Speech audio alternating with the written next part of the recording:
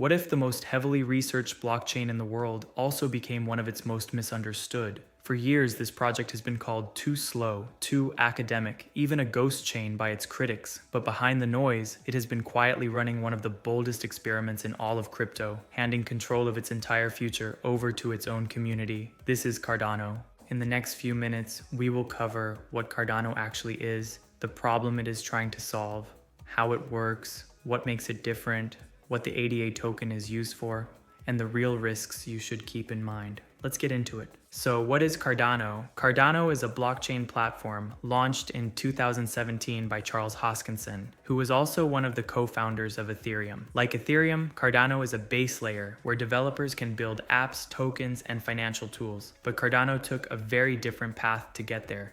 Think of it this way: if most blockchains are built like fast-moving startups, racing to ship features and fix problems later, Cardano was built more like a university research lab. Almost every major upgrade is based on peer-reviewed academic papers, reviewed by scientists before it ever goes live. The idea is simple: move carefully, prove it works first, and build something meant to last for decades. So what problem is Cardano trying to solve? Here is the core issue. The earliest blockchains were groundbreaking, but they ran into three big walls. They struggled to scale to large numbers of users. They could not easily talk to each other or to the outside world, and many of them used enormous amounts of energy. Cardano set out to tackle all three. It wanted to be fast enough for the real world, connected enough to work with other systems, and sustainable enough to run without massive energy waste. In short, it is trying to be the foundation for applications that serve millions of people, especially in areas like finance and digital identity in parts of the world that traditional banks have left behind.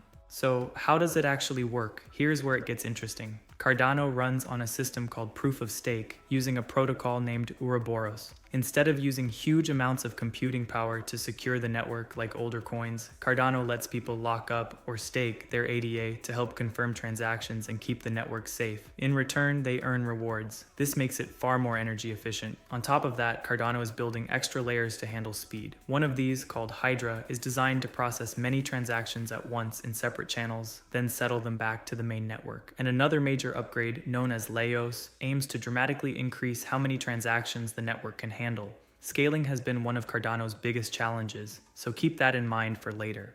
So what truly makes Cardano different? Two things really stand out. The first is that research-driven approach we talked about, which prioritizes security and correctness over speed. But the second is even bigger, and it is happening right now. Cardano has entered a phase called Voltaire, where the community itself takes control. Through on-chain voting, ADA holders and elected representatives now decide how the project's treasury is spent and what gets built next. This is one of the most ambitious attempts at true decentralized governance in the entire industry. Instead of a company calling all the shots, the network is trying to govern itself. It is a fascinating experiment, and as we will see, it is not without growing pains. So what is the ADA token actually used for? A DA is the lifeblood of the network, and it has several jobs. First, it is used to pay transaction fees. Second, it powers staking, which secures the entire network and lets holders earn rewards. And third, and increasingly important, ADA is now a governance token. Holding it gives you a voice and a vote in the actual direction of the project. So ADA is not just something you hold. Within this ecosystem, it is what you use, what secures the network, and what gives you a say in the future. Now let's talk about the risks, because they are very real. First, speed of adoption. Cardano's careful, methodical approach means it often moves more slowly than flashier competitors, and critics argue it has been slow to attract users and apps.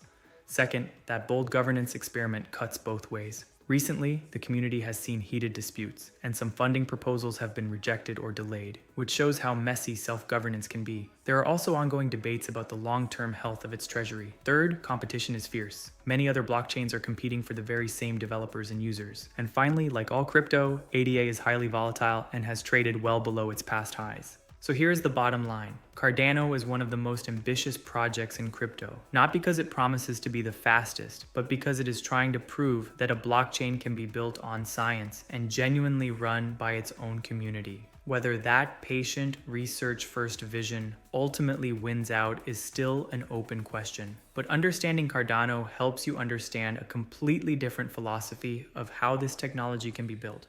Quick reminder, this video is for educational purposes only and is not financial advice. Always do your own research before making any decision. If you enjoyed this breakdown, make sure to subscribe for more crypto project explanations and digital asset content. Thanks for watching, and I will see you in the next one.